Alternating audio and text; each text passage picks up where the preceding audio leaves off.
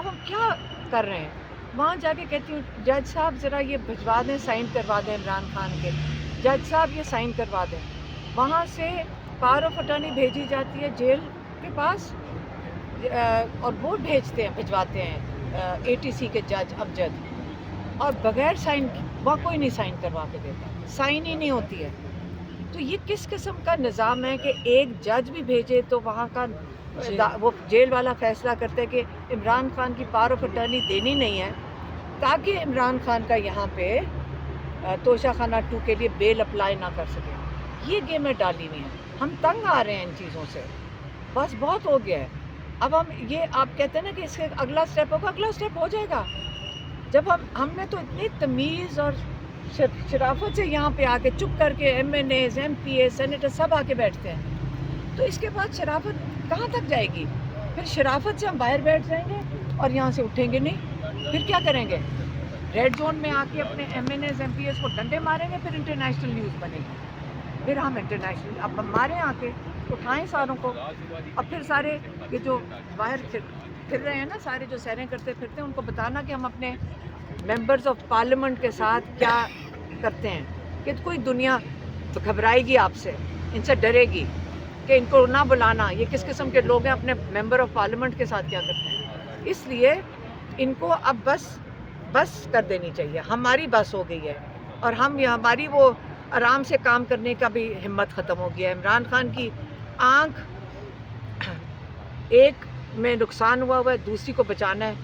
یہ الشفا کو جو یہ کرنے لگے تھے، ہاں الشفا جو کے لیے جو کہاں پنڈی کا ہے، اس کا نام لیتے تھے یا کسی اور، تاکہ ان ڈاکٹروں کو، ہمیں یہ بھی پتہ چلا یہ پیچھے ڈاکٹروں کے پیچھے ایجنسیاں پہنچ کے ان کے اوپر پہلے ہی دباؤ ڈالنا شروع کر دیا. یہ پہلے ان کے فون بند کرواتی ہیں، پتہ نہیں ان کے اوپر کیا دھمکیاں دیتی ہیں. ہم نے تو ان کو کہا کہ کسی نہ یہ گورنمنٹ کے ہاسپٹل کا نام نہ دینا، پتہ نہیں ڈاکٹروں کے ساتھ کیا ظلم کریں گے، یہ کچھ بھی لکھوا لیں گے. اس لیے ہماری وہی ایک ہی مطالبہ ہے، اور شروع سے یہ مطالبہ ہے، شفا انٹرنیشنل میں عمران خان کا مکمل معائنہ چیک اپ ہو، جیسے کہ ہمارے ڈاکٹرز، جس میں ڈاکٹر عثمان شامل ہیں، انہوں نے کہا ہے مکمل معائنہ شامل ہو، اور وہاں پہ اور ہمارے ڈاکٹرز کی نگرانی میں، ہماری فیملی کی نگرانی میں، اور وہیں پہ علاج ہو. یہ ہمارا حق ہے. یہ عمران میڈم آپ اسلام آباد ہائی کورٹ آئی، چیف جسٹس سامنے بھی اور سپریم کورٹ کے سامنے بھی، اور دھرنا بھی اسی پرپس کے لیے. تو سی ایم صاحب کب تک یہاں رہیں گے؟ رمضان گزارنے کے لیے یہیں موجود ہے یا کہ سی ایم کو دیکھیں، سی ایم سہیل آفریدی صاحب نے صوبے کو بھی دیکھنا ہوگا، صوبے کی گورننس کو بھی دیکھنا ہوگا، اب باقی چیزیں معاملات بھی دیکھنے ہوں گے. تحریک کو بھی وہ دیکھ رہے ہیں، اور جس طریقے سے وہ دونوں چیزوں کو دیکھ رہے ہیں، تحریک کو بھی اور گورننس کو بھی، صوبے گورننس میں آگے بڑھ رہے ہیں. آپ ڈیٹا اٹھا لیں، پنجاب میں، سندھ میں، تحریک انصاف ہر فیلڈ میں، خیبر پختونخوا کی حکومت ہر فیلڈ میں ان سے آگے ہے. کتنے دن یہاں رہنا ہے؟ یہی تنقید علیم پہ ہوتی تھی کہ اسلام آباد سے جاتے نہیں. دیکھیں بات سنیں، وہ اگر اسلام آباد بھی ہے تب بھی وہ بڑے باخبر ہیں ہر چیز سے، صوبے کے ہر چیز سے باخبر ہیں. جو بھی وہاں پہ ٹرانسفر پوسٹنگ ہو رہی ہے، جو بھی گورننس کی صورتحال ہے، جو بھی ترقیاتی کام ہو رہے ہیں، یا باقی جتنی بھی صوبے کی چیزیں، ہر چیز کی ان کو خبر ہے. وہ یہاں پہ رہیں یا پشاور میں رہیں. ایک سیکنڈ شفیع جان صاحب، بس ہم 4-5 سر لڑکے میرے پاس، میں 2:30 بجے کیبنٹ جوائن کرنی ہے. We have 5 minutes only 2 minute میں نے کی. نو ایشو سر، 5 منٹ نہیں وہ کیبنٹ کی میٹنگ. آج آپ انٹرویو دی، آج افطاری میری طرف. دیکھو سار اس کے جو کوشچن تھے نا وہ کنٹروورسی والے تھے، لیکن میں نے لیکن آپ نے اچھا ہیڈل کی، یہ آپ کی کوالٹی. اچھا جی، 1 منٹ 5 منٹ ہے ہمارے پاس. جی شفیع جان صاحب ہمارے ساتھ موجود ہے. شفیع جان صاحب بتائیے گا کہ آج آپ تیسرے روز یہاں پہ بیٹھے ہیں اور اسلام آباد ہائی کورٹ بھی گئے ہیں. وہاں پہ سہیل آفریدی صاحب نے گفتگو کرنی چاہیے چیف جسٹس آف اسلام آباد ہائی کورٹ سے، اور آگے سے رسپانس نہیں آیا، بلکہ سلام کا جواب بھی سننے میں آیا کہ نہیں دیا گیا وہاں پہ. تو اس رویے کو کیسے دیکھتے ہیں؟ لیکن اسی عدالت نے کل عمران خان کے جو 8 مہینوں سے کیس نہیں فکس ہو رہے تھے، وہ اچانک کل ارلی ہیئرنگ کی سماعت کے لیے فکس ہوئے ہیں. کل 7 کیسز میں عمران خان کی ضمانت ہو جاتی ہے، آج کیس فکس ہو جاتے ہیں. تو آپ صحیح ڈائریکشن میں تو آ چکے ہیں، فیصلے بھی آ رہے ہیں اور کیسز بھی لگ رہے ہیں.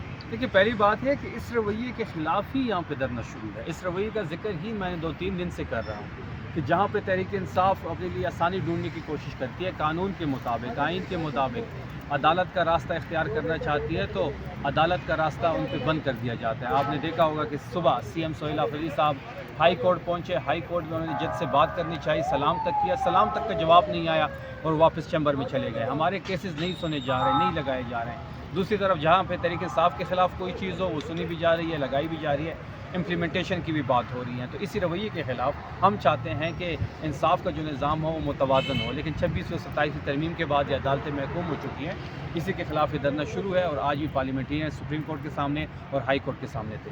اچھا سر, یہ بتائیے گا کہ جو آپ لوگوں کی رہائی فورس ہے اور آزادی موت کنٹینر ہے, اس کی کیا صورت حال ہے؟ کب تک عید کے بعد کوئی پلان ہے؟ کنٹینر بالکل تیار ہے اور ہم کسی بھی ٹائم کنٹینر پہ چڑھ سکتے ہیں اور پھر کنٹینر جب چل پڑے گا پھر وہ رکے گا نہیں, پھر وہ اپنی منزل مقصود پہ رکے گا. وہ منزل مقصود کچھ بھی ہو سکتی ہے.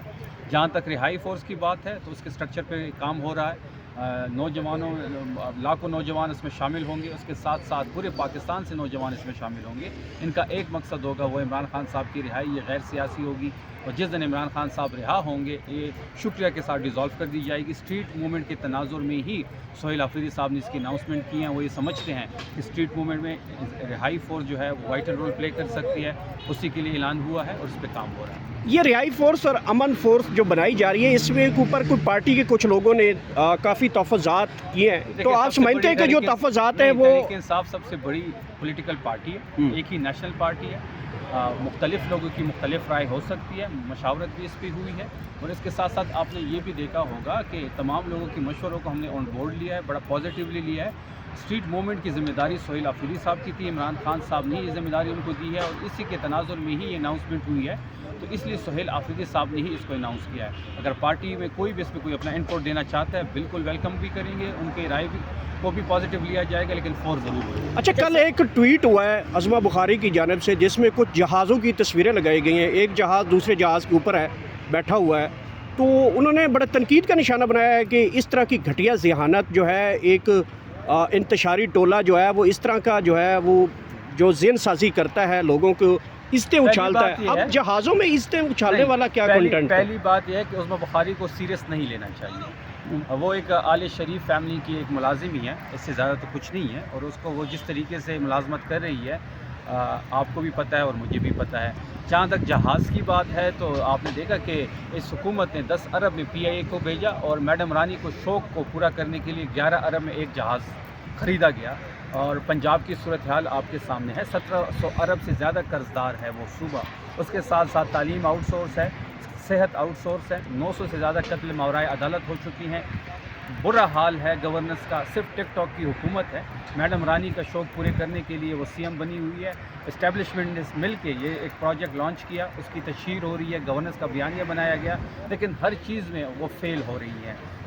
19 سیٹوں کا جہاز ہے, 17 ان کی سیٹیں, 2 سیٹیں باقی رہتے ہیں. وہ عظمہ بخاری جیسے لوگوں کو بیگ اٹھانے کے لیے استعمال جو ہوتی ہیں ان کے لیے ریزرو کی جائیں گی. Thank you thank you sir. Mic دیجیے گا پلیز.